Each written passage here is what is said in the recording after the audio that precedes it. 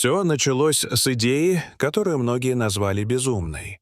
В северо-западной части Китая, в уездном городе Минтин провинции Ганьсу, власти объявили о запуске проекта, который сразу вызвал непонимание даже у местных жителей. В регионе, где песок давно вытеснил зелень, решили вылить тысячи тонн живой рыбы в высохшие русла рек, пересохшие каналы и даже в искусственные водоемы, выкопанные прямо в песках. Люди приходили посмотреть, снимали происходящее на телефоны, шутили.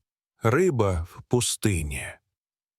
Казалось, что это эксцентричный пиар-ход, но за этим решением стояла группа ученых, экологов и чиновников, работавших над одной из старейших проблем Китая — опустыниванием земель.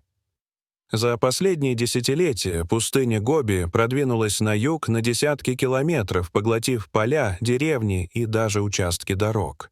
Ежегодно тысячи гектаров превращались в бесплодные пыльные пространства. Китайские специалисты решили искать решение не в инженерии и бетоне, а в экосистеме. Проект получил задачу — запустить жизнь там, где она исчезла. Рыба должна была стать первым элементом новой пищевой цепочки. Ее присутствие должно было привлечь птиц, которые, в свою очередь, стимулировали бы рост растительности. Органические отходы рыбы обогащали бы воду, создавая условия для водорослей и микроорганизмов. План казался амбициозным. Шаг за шагом оживить даже мертвые участки пустыни. Для эксперимента выбрали особый вид карпа — выносливого, неприхотливого и способного выживать в экстремальных условиях. Подобные виды уже использовались в проектах восстановления экосистем в других странах Азии, но никто прежде не пытался делать это в регионе, где дневная жара достигает плюс 45 градусов Цельсия, а ночная температура может опускаться ниже нуля. В течение недели в пустыню доставили более 1 миллиона литров воды и около 60 тонн живой рыбы. Для этого использовали специальные автоцистерны и военную технику. Условия были тяжелыми. Грузовики застревали в песке, моторы перегревались, а жара выжигала все живое.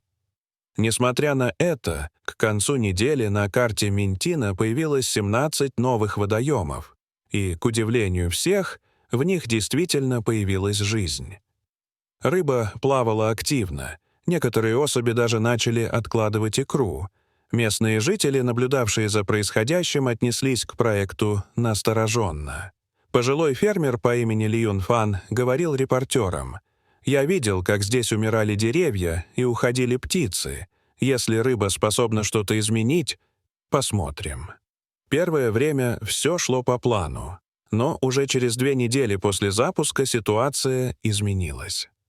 Одним утром волонтеры, дежурившие у 10-го водоема, заметили, что уровень воды нормальный, но поведение рыбы стало странным.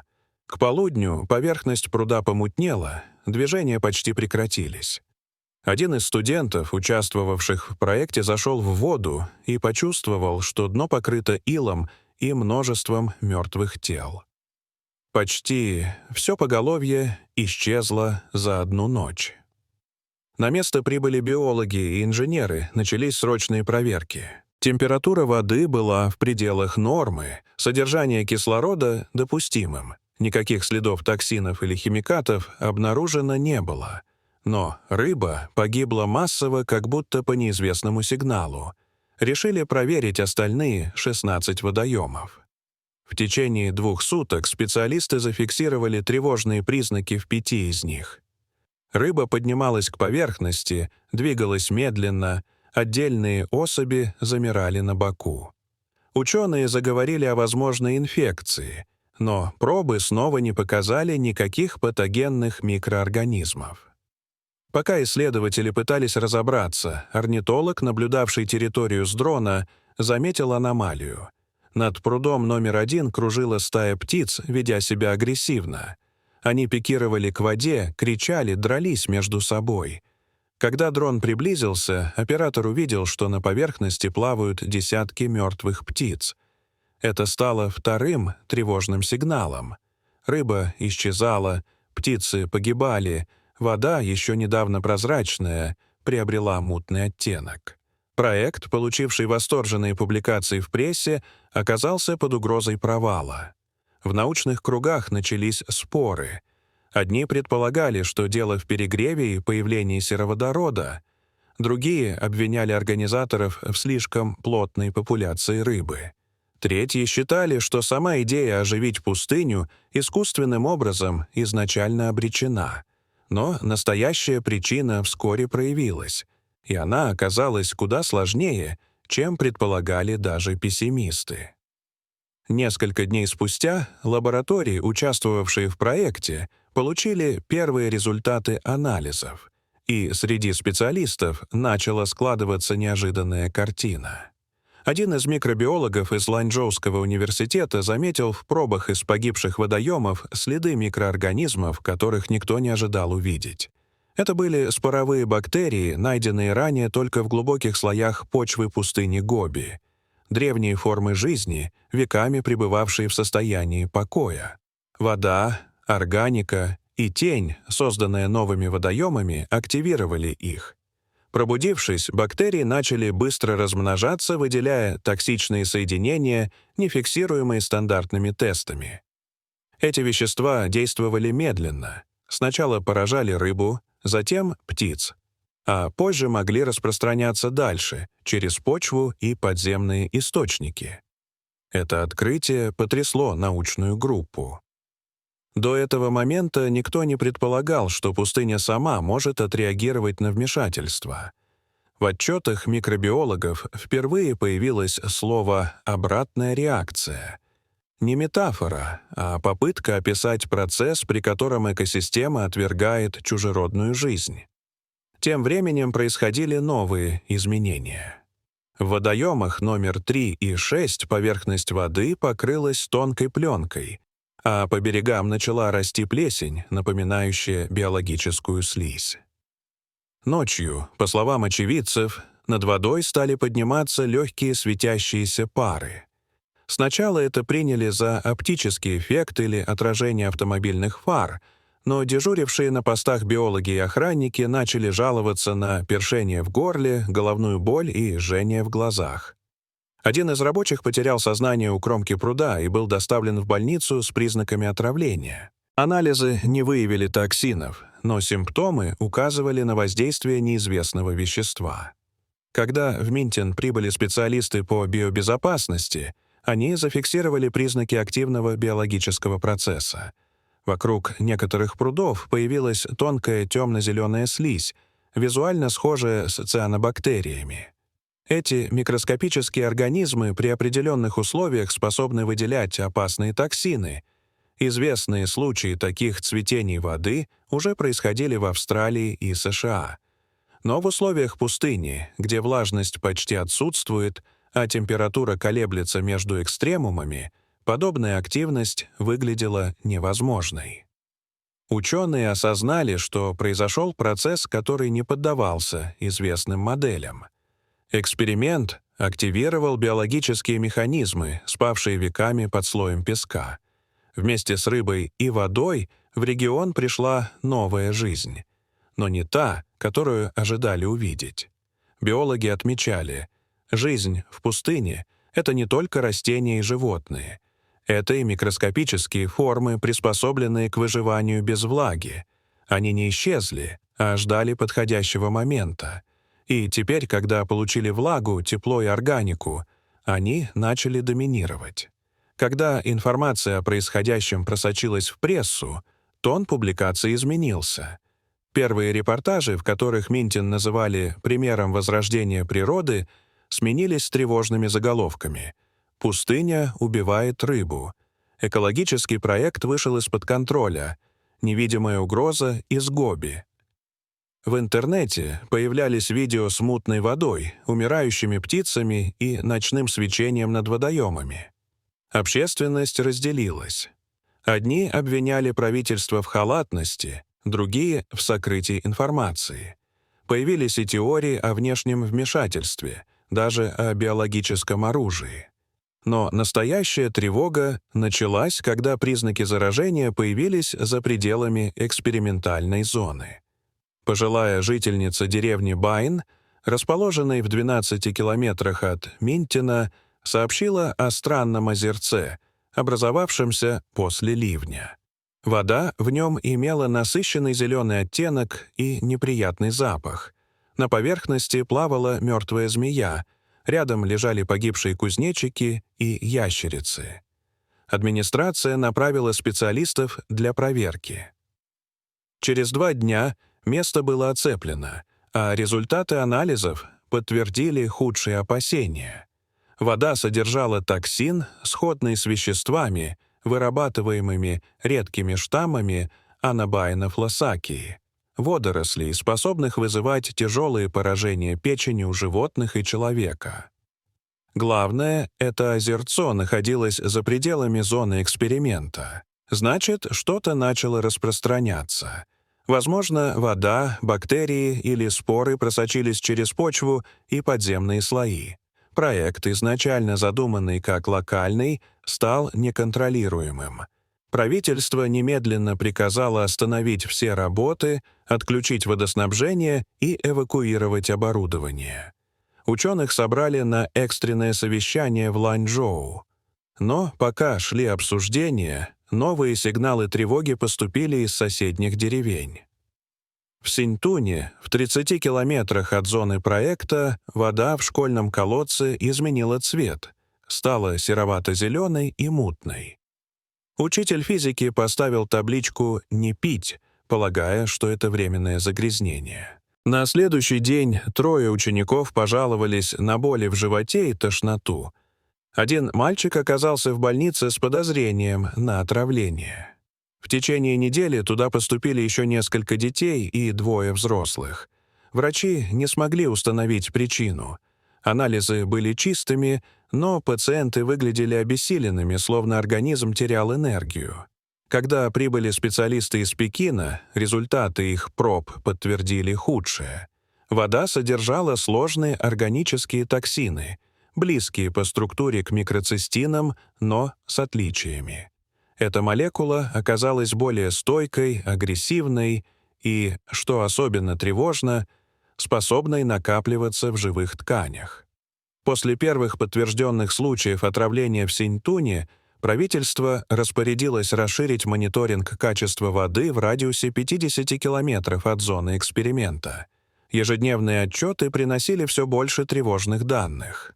В одном районе растения вдоль ручья начали увядать, в другом перестали появляться лягушки, а в третьем исчезли пчелы. Экологи отмечали, природа не погибала резко, но как будто замирала. Все происходило постепенно. Вода, почва и растения словно теряли способность поддерживать жизнь. Национальные телеканалы хранили молчание, но в интернете распространялись пугающие видеоролики. На них колодцы, из которых поднимался слабый дым, мертвые собаки на берегах, фермеры, сжигающие собственные огороды, опасаясь заражения почвы. Один из самых обсуждаемых роликов снял подросток из деревни Лундин.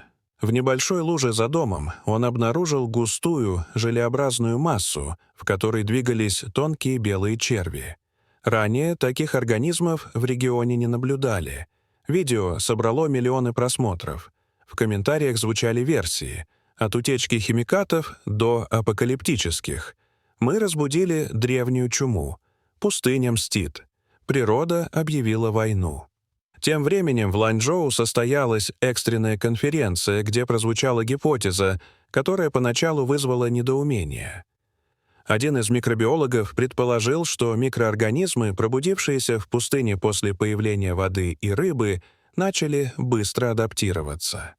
Экстремальные условия, высокая радиация, органические остатки, солнечное излучение создали идеальную среду для ускоренной эволюции. По его словам, некоторые бактерии и водоросли уже проявляли необычные свойства: устойчивость к хлорированию, способность передвигаться по влажной почве и даже взаимодействовать с грибковыми колониями. «Это больше не просто бактерии», — сказал ученый. «Это новая форма жизни, которая подстраивается под среду быстрее, чем мы успеваем ее изучить». Правительственные представители избегали публичных комментариев, но слухи множились. В одной из деревень жители утверждали, что по ночам из водоема доносится низкое дыхание, будто под водой что-то живое. В другой фермер жаловался, что скот отказывается пить из поилки, хотя вода в ней на вид чистая. Часть населения начала покидать район. Люди бросали дома и имущество, переселяясь к родственникам вглубь провинции. Среди оставшихся распространялось чувство тревоги. Казалось, невидимая угроза приближается. На этом фоне произошел инцидент, который стал переломным. Группа студентов-экологов, участвовавших в исследовании водоемов Минтина, перестала выходить на связь. Последнее сообщение пришло от одного из них через мессенджер. «Мы у третьего пруда. Вода начала подниматься. Все светится. Здесь что-то есть». Сообщение оборвалось. Сначала решили, что это обычный сбой связи, но спустя сутки, когда ни один из 6 студентов не ответил, в район третьего пруда отправили спасательную группу. В составе были военные, медики и 2 микробиологов.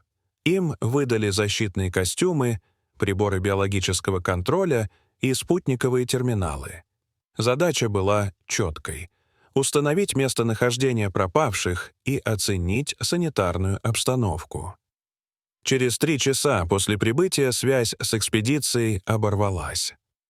Командный штаб пытался связаться по всем каналам, но безуспешно. Спутниковая разведка зафиксировала странные изменения. В радиусе примерно 200 метров вокруг третьего пруда исчезла вся растительность, а почва потемнела. В воздухе появились испарения, визуально напоминающие дым, но не имеющие запаха и неопределяемые приборами. Поверхность самого пруда стала идеально гладкой, отражающей с легким внутренним свечением, будто под водой происходил слабый биолюминесцентный процесс. На следующий день из штаба получили запись с камеры одного из спасателей. Файл был поврежден, звук отсутствовал, но видеоряд сохранился. На нем видно, как группа подходит к водоему. Один из военных что-то показывает рукой, другой поднимает прибор. Затем изображение резко дергается, картинка искажается, появляется расплывчатый силуэт, после чего запись обрывается. Последний кадр — гладкая поверхность воды, на которой на долю секунды видно отражение чего-то, чего в объективе камеры не было. Копия видео вызвала панику среди участников проекта. Часть специалистов называла происходящее оптическим эффектом, другие — проявлением неизвестного биологического феномена. Официальные комментарии отсутствовали. Фактически, эксперимент, начавшийся как экологическая инициатива, превратился в неконтролируемый биологический процесс. Созданная система не просто ожила, она стала самостоятельной, замкнутой, способной изменять окружающую среду. Попытка оживить пустыню породила нечто, что само решало, что должно жить, а что нет. После инцидента с третьим прудом власти ввели в районе Минтина полный карантин. Все дороги, ведущие к экспериментальной зоне, были перекрыты, территория обнесена металлическим забором с предупреждающими знаками. Доступ разрешался только специалистам в защитных костюмах. На периметре установили камеры наблюдения и круглосуточные посты. Официальные источники ограничились коротким заявлением. В связи с проведением санитарных мероприятий доступ к объекту временно закрыт. Угрозы для населения нет. Однако жители окрестных деревень сообщали, что по ночам над холмами появляются вспышки света, а иногда из-за заграждений слышны низкие звуки, похожие на дыхание. Один из пастухов, проходивший недалеко от охраняемой зоны, утверждал, что почувствовал теплый влажный воздух, будто исходящий из земли. Местные власти не комментировали происходящее. Специалисты, участвовавшие в проекте, исчезли из публичного пространства. Некоторые уехали за границу, другие перестали отвечать на запросы журналистов. Научные публикации, связанные с экспериментом, были удалены из открытых баз данных. Тем временем международные экологические организации начали требовать расследования. Представители нескольких стран заявили, что проект Минтин мог привести к формированию новой формы биологической активности, представляющей потенциальную угрозу не только для региона, но и для экосистем в целом. Однако Китай отказался от сотрудничества, сославшись на внутренний характер эксперимента. С момента введения карантина прошло несколько месяцев. Территория остается закрытой. Спутниковые снимки показывают, что на месте третьего пруда больше нет следов воды. Поверхность Земли приобрела темный металлический оттенок, а вокруг — ни одного признака растительности. Некоторые исследователи полагают, что произошел процесс минерализации, при котором биологическая масса превратилась в плотную неорганическую структуру. Другие, что под поверхностью сформировалась новая микробная колония. Никаких подтвержденных данных нет. Район фактически изолирован от внешнего мира. Журналисты, пытавшиеся попасть в Минтин, сообщают, что военные патрули охраняют зону на расстоянии нескольких километров, а всех случайных свидетелей просят покинуть территорию. Тем не менее, слухи продолжают циркулировать. Одни говорят, что вода под землей по-прежнему светится. Другие утверждают, что днем там стоит абсолютная тишина, а ночью слышно, как будто под землей кто-то дышит. Все официальные коммуникации на тему проекта прекращены. Внутри Китая о нем больше не говорят. Внешняя история выглядит как обычный провал региональной инициативы, но для тех, кто следил за проектом с самого начала, все происходящее стало символом. Попытка человека вернуть жизнь туда, где природа выбрала смерть, закончилась пробуждением сил, которые никто не мог предсказать. Ученые, участвовавшие в проекте, в частных разговорах признают, ошибка была не в методах, а в самом подходе. Пустыня — не пустота, а форма равновесия. И когда человек вмешивается, стремясь оживить то, что кажется мертвым, он нарушает баланс, не понимая, какие процессы при этом пробуждает. Проект Минтин так и не был официально закрыт. О нем просто перестали говорить. На спутниковых снимках регион выглядит безжизненным. Но местные жители до сих пор утверждают, что по ночам над закрытой зоной иногда видны слабые отблески, как будто под землей медленно дышит нечто, что не должно было проснуться. В стремлении победить природу человек часто забывает. Природа не нуждается в спасении. Она умеет защищаться. И если влить жизнь туда, где царит покой, можно пробудить силы, которым не место в нашем мире. Дорогие зрители, что вы думаете об этой истории? Расскажите, пожалуйста, в комментариях. А если вам понравилось это видео, то ставьте лайк и подписывайтесь на наш канал. До свидания.